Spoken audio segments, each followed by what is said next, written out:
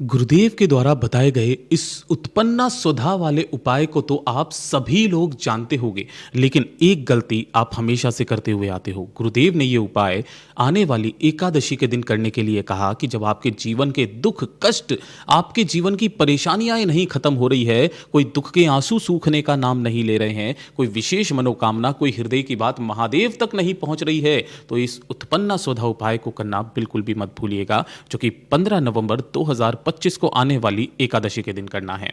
तो पूरे वीडियो में टोटल 3 उपाय के बारे में बात करेंगे। उनमें सबसे पहले बात करते हैं हमारे पहले वाले उपाय, जो कि देव स्वधा वाला उपाय है।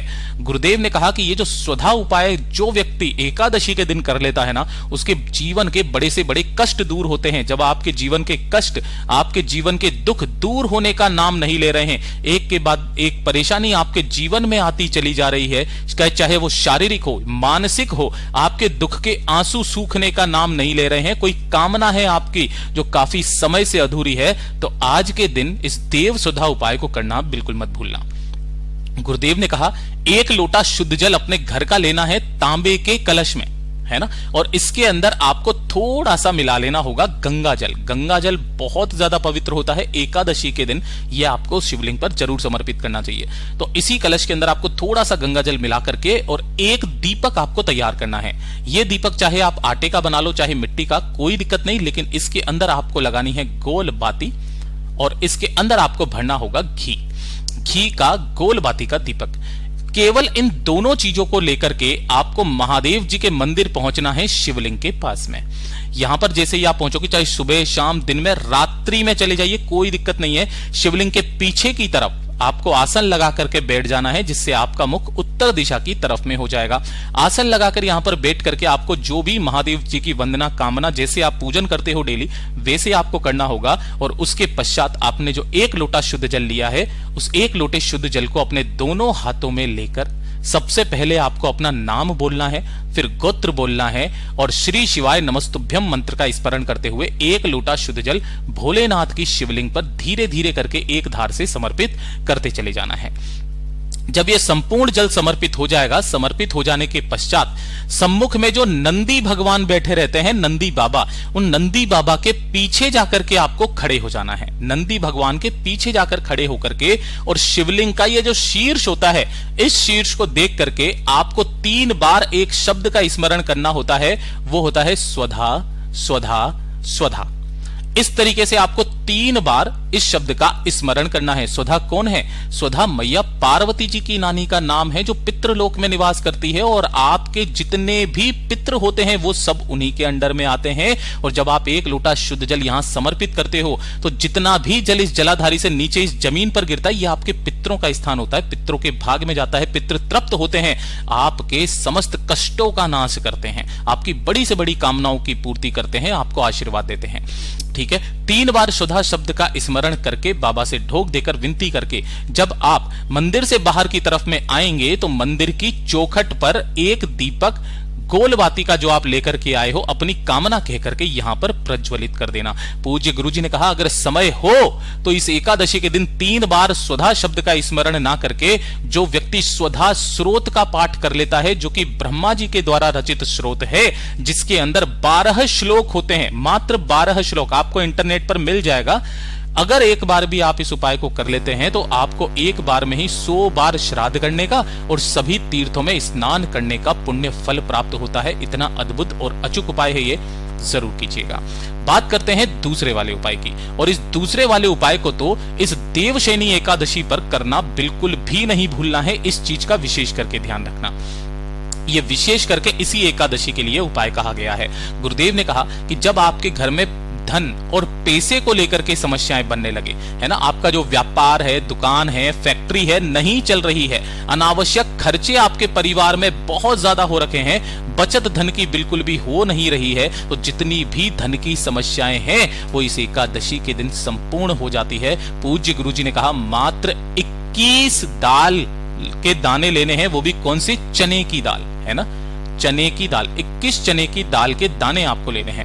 वो भी लेने का क्रम बता देता हूं। काफी सारे व्यक्ति इसको आधा बोलते हैं, लेकिन ये आधा नहीं, इसे ही 1 कहा जाता है। और ऐसे आपको 21 चने की दाल लेनी है और 1 चुटकी लेनी है आपको हल्दी। क्या लेनी है, 1 चुटकी लेनी है आपको इस तरीके से हल्दी, जो पिसी हुई होती है वो वाली। जो भी आप हल्दी लोगे ना, वो जो 21 चने की दाल लिए हैं, उन 21 चने की दाल को हल्दी में ही आपको क्या कर लेना है, भिगो लेना है, यानी कि उनके ऊपर अच्छे से हल्दी में ही लपेट लेना है।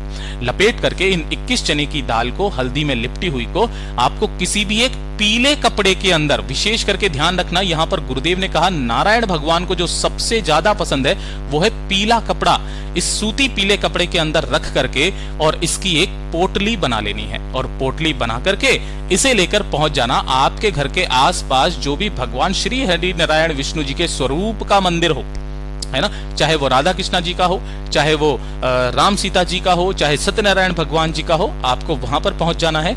वहां पर पहुंच करके आपको इस चौखट से क्या करना है, इस चौखट से उस पोटली को आपको स्पर्श कराना है, और अपने दोनों हाथों में लेकर इस मंदिर की आपको 7 परिक्रमा करनी है। कितनी परिक्रमा, 7 परिक्रमा। लेकिन उसका भी क्रम क्या रहेगा, जब आप परिक्रमा करते हुए मंदिर के पीछे जाओगे तो पीछे खड़े होकर के आपको ओम नमः शिवाय मंत्र का स्मरण करके और फिर वापस सम्मुख में आना है। फिर वापस दूसरी परिक्रमा करोगे, मंदिर के पीछे जाकर के ओम नमः शिवाय मंत्र का स्मरण करोगे, फिर सम्मुख में आना है। फिर तीसरी परिक्रमा में भी आप मंदिर के पीछे जाकर के ओम नमः शिवाय मंत्र का स्मरण करोगे, फिर सम्मुख में आओगे।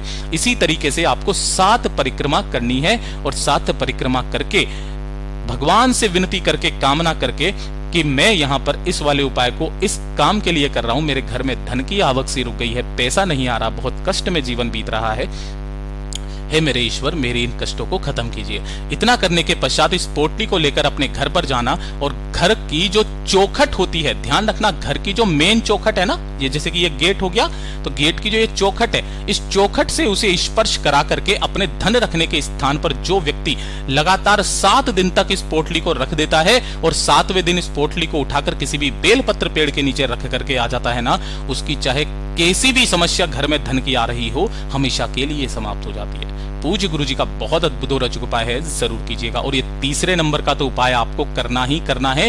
ये भी किन लोगों को करना है, जब आपके घर में पैसा नहीं आ रहा हो, है ना, ये शाम के समय करने वाला उपाय है। जैसा कि मैंने आपको शुरुआत में ही बताया था, रात्रि के समय पर पैसा नहीं आ रहा, धन नहीं आ रहा है ना, या फिर धन तो आ रहा है लेकिन उसकी वृद्धि नहीं हो रही है, जितना आ रहा है उतना ही खर्च होता चला जा रहा है, बचत बिल्कुल भी नहीं हो रही होती है, तो माता लक्ष्मी का एक अंश सदैव आपके घर में विराजित रहेगा। इस शिव महापुराण का वो उपाय है जो पूज्य गुरु जी ने कई बार अपनी कथाओं में बताया है। मात्र एक दीपक आपको तैयार करना है।